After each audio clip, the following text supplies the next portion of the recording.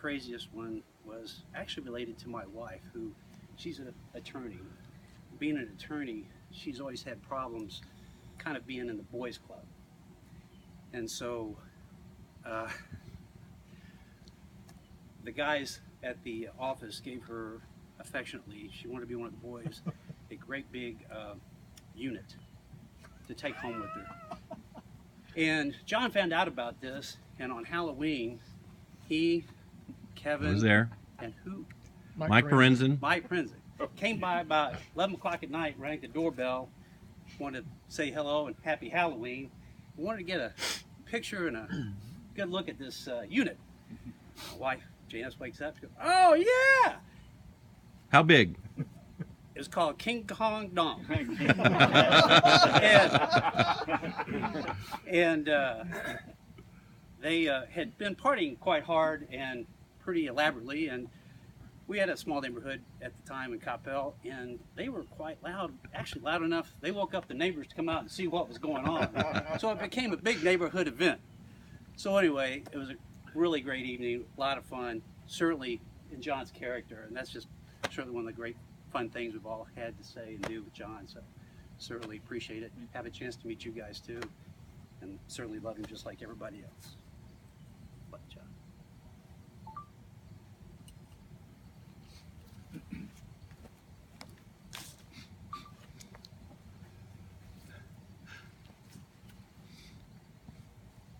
It's not enough time to tell all the Johnny stories I'd like to tell. But as you all know, I've never wanted to take a shot. And we're playing at John's golf tournament. And I made an off-the-cuff comment. I said, "God, I hope I live long enough to see your funeral. So that's going to be a hell of a party." I said, "You know more people, have more friends than anybody I know." And John took it in a way that it probably was meant. It's a huge compliment. And he retold it. It has been a great time to get together with friends. And I think most of us agree the reason we love John so much is because John loved us. I love you, buddy.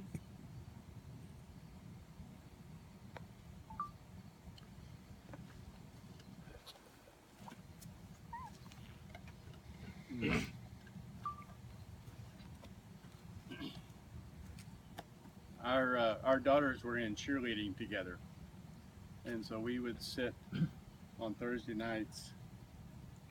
There wasn't a lot of football going on, but our girls were out there cheering, and we had a little bag of peanut M&Ms that we would share with each other.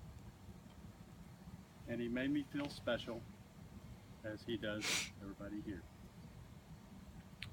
And so here's to peanut M&Ms. Love you, bud.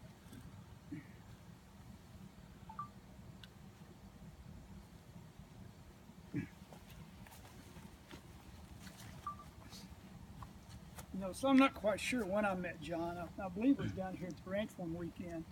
And the more I thought about that, when I met John, it's like I've known him all my life. That's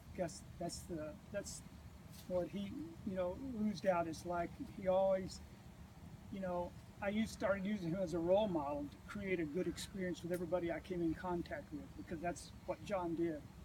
But the thing that I really remember about him is when he first met me, he started calling me Bobby. And I hated to be called Bobby. But he said it in such a way that I always just loved being around him when he called me Bobby. It's just awesome. I'm really going to miss him. Love you, buddy.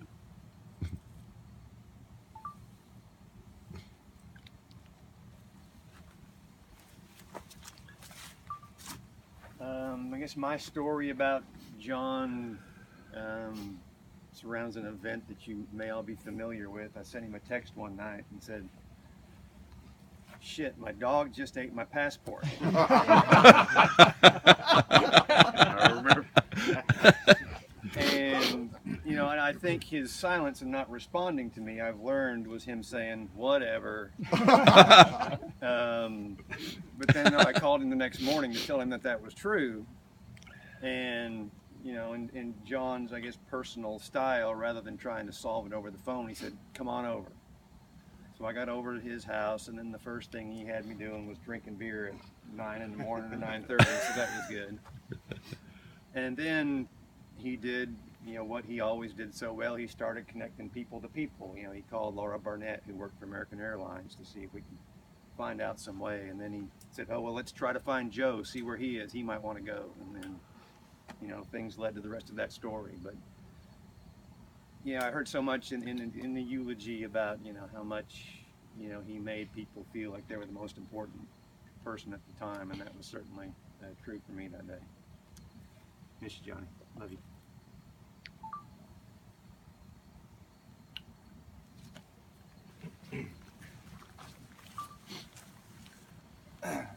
So I had the opportunity to meet John through the first Lulu Open, well, my first Lulu Open through working for Mark. And when I had the opportunity to go, when I left and a couple years after, I always sent him a text and said, "Thank you for the opportunity to come." Thought it was the polite thing to do, and I think it was maybe the third time when we were leaving, I gave him a big hug and I said, "Thank you so much." And he he looked at me and he goes, "If you ever fucking tell me thank you again, you'll not be invited back." I said, "All right." And he goes, "You're one of us." And I appreciated that more than he knew, because he always gave me a hard time about, you know, why do you keep hanging out with all these old guys?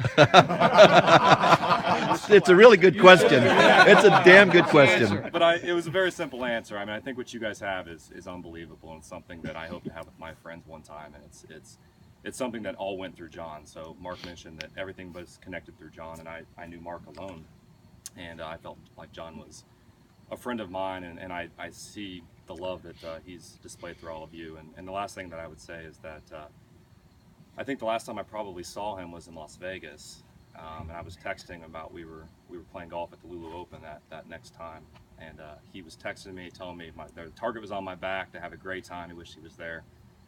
And I saw Mark not long after that, and he was telling me that he was barely able to text, or he was barely able to play dominoes because his fingers didn't work. And he was able to get texts out to me and tell me to have a great time. And it meant the world to me, because it probably took him 10 minutes to tell me that text, but he took the time. So I appreciate John. I think you guys, I know that you know, but it's an amazing thing you guys have, and I appreciate you guys letting me be part of it. It's all because of John, so thank you.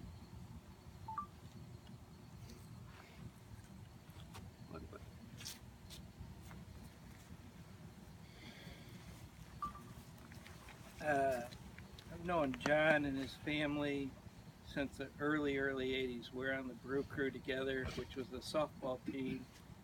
And I will say one thing, he was probably the most competitive guy I've ever met in my entire life. If it was playing dominoes, cards, baseball, any kind of sport, he was the most competitive guy I know. But he also taught me one thing, and that was how to enjoy life and to enjoy friends.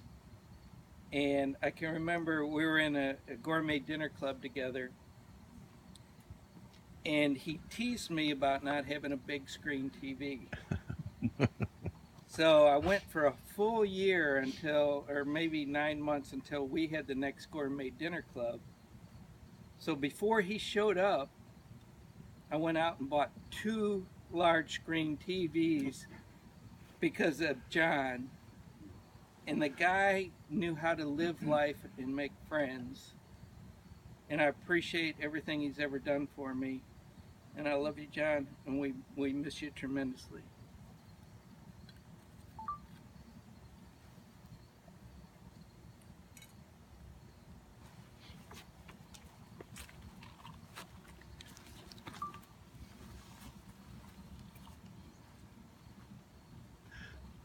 I remember 2 really good things about John. And to go one step farther than Tim, most of you guys know I'm pretty competitive, but John was right there. But John always encouraged his opponent. You know, when we were on a putting green and you were against him or something, he'd say, "Matt, go ahead, sink that putter. John, sink that putter," something. And I really, you know, that's a really neat quality. And the other thing, you know, everybody here has been through hard times, and I've been through a couple, and John was there when you needed him. He was my best friend, probably all your guys' best friend too. John, here's one last tick mark for you.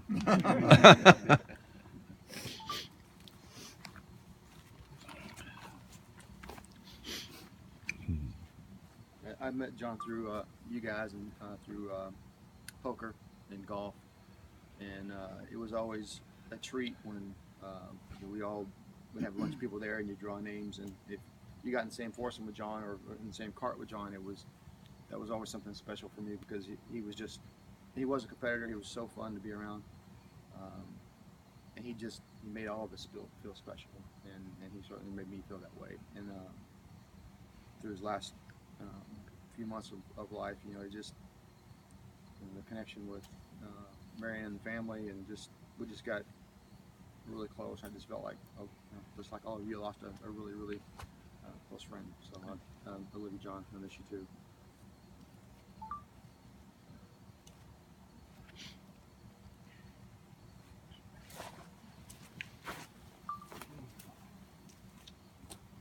I met John through poker group also. Jeff Hazelrig, one of his neighbors, brought him by. Might have even been at my house. Here comes this guy in. Big dude.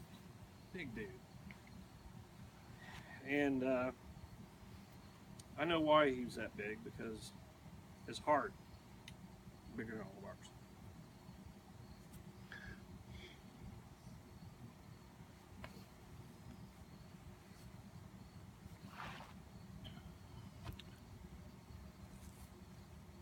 I moved to California.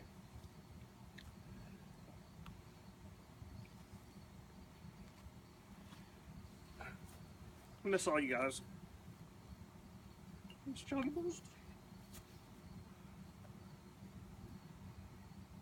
I was glad to see him right before he passed. At Robert's Crawfish Boil.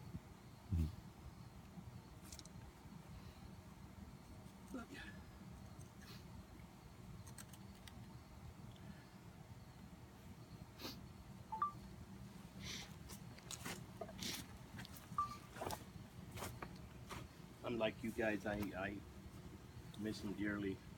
And the first day that I met him, he just took me in like all of you. He just made me feel like I'm his best friend, or you know what I mean. And man, we were really good friends, and man, I had a lot of good times with him. I'm definitely gonna miss him. Love you, Johnny.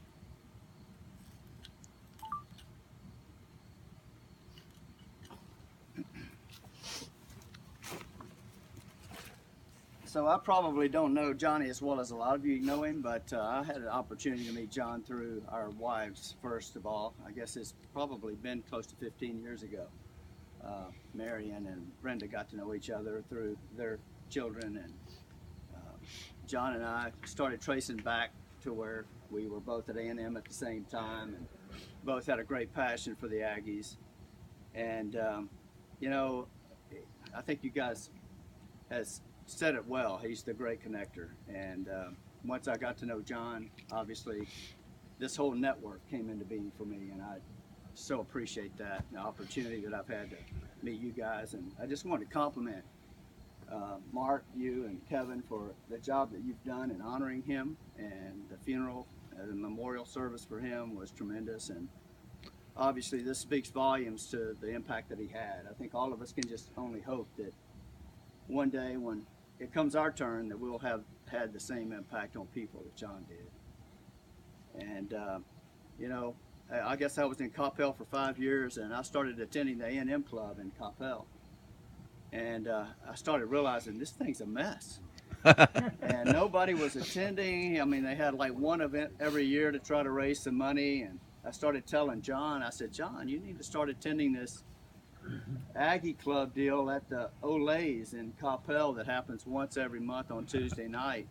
I said, because there's not anybody attending, there's really no activity, there's no energy, and he got involved, and all of a sudden, he pours his heart and soul into that, starts putting on the golf tournament, starts raising more money for the Coppell A&M Club than it's ever been done before, and it just is a tribute to how much when John LeWillier gets involved in something, it all of a sudden turns around and everyone gets involved, everyone wants to do it, and there's a passion for everything that he did.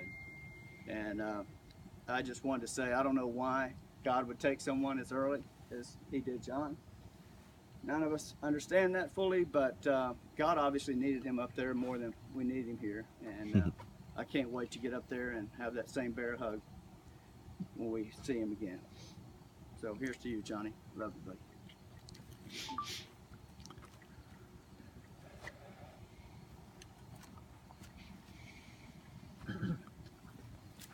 Go ahead, Jeff. That's Gibby. All right.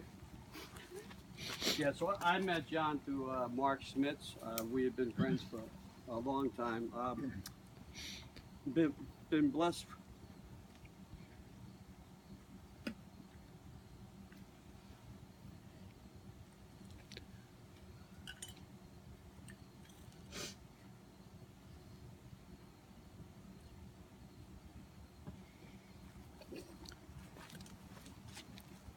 So John was a game changer for me because I met all you guys, and we all talk about that. And I thank you, all of you, for letting me into your lives because you trusted John. We all trusted John, and he led us. He led us to each one of us to enjoy it. And this, you know, I thought I had a lot in life. He taught me what I hadn't even experienced in life yet, and so here it is. And it's been wonderful. Thank you, John. I miss you. I love you. And I look forward to the day I grab your hand and join you.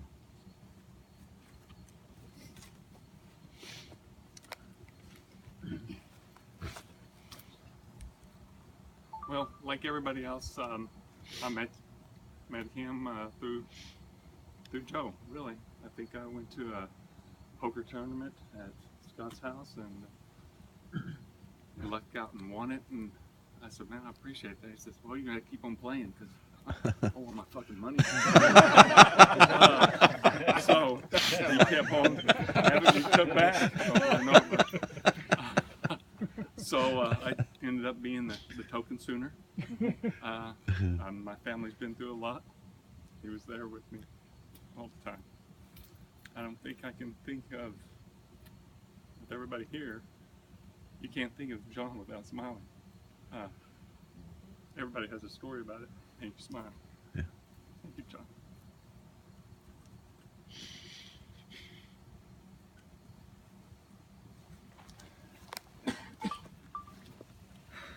So I bet that I've known John probably less than anybody here. I can't think of, I've only known him for 3 or 4 years, which is weird since we're both Aggies and both lived in Coppell forever.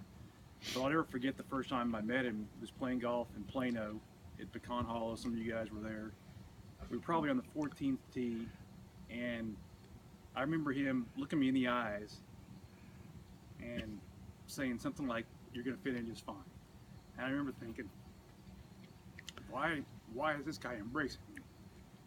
I just met him, and it's amazing. The first time I ever met him, and all of a sudden, I felt his arms around me. So I love him, even though I've only known him a short time, and I'm very appreciative to be part of this group. So thanks, John.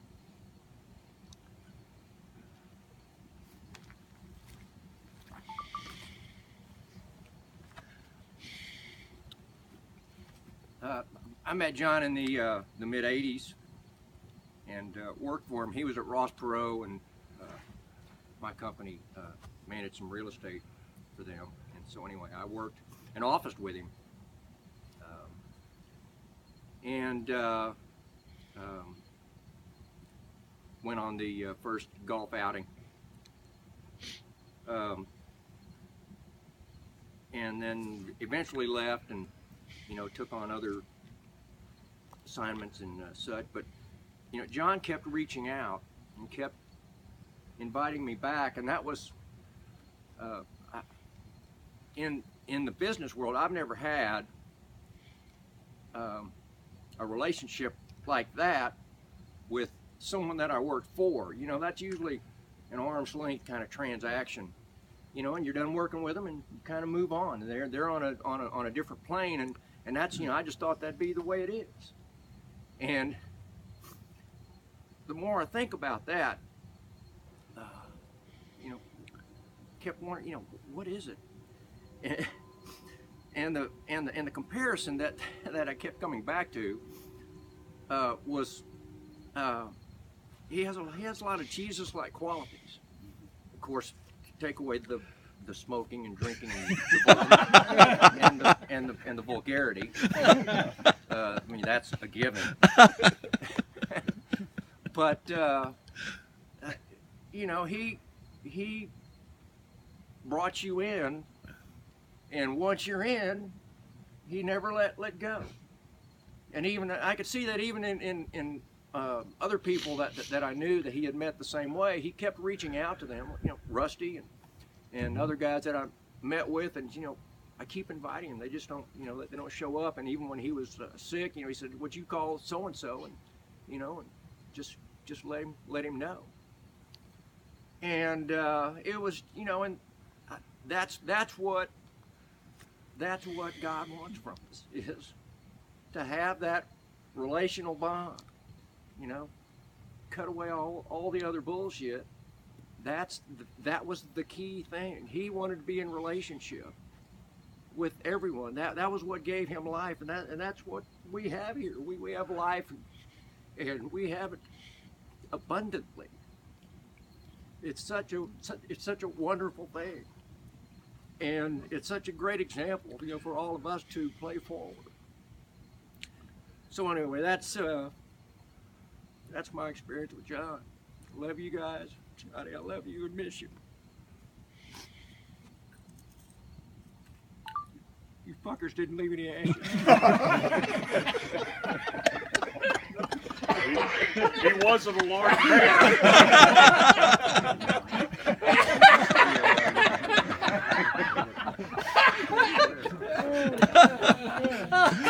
Oh man. That's a pretty good way to end it. Well, I have one more thing that I have to add about this that John would appreciate, because I remember that last talk I had with John.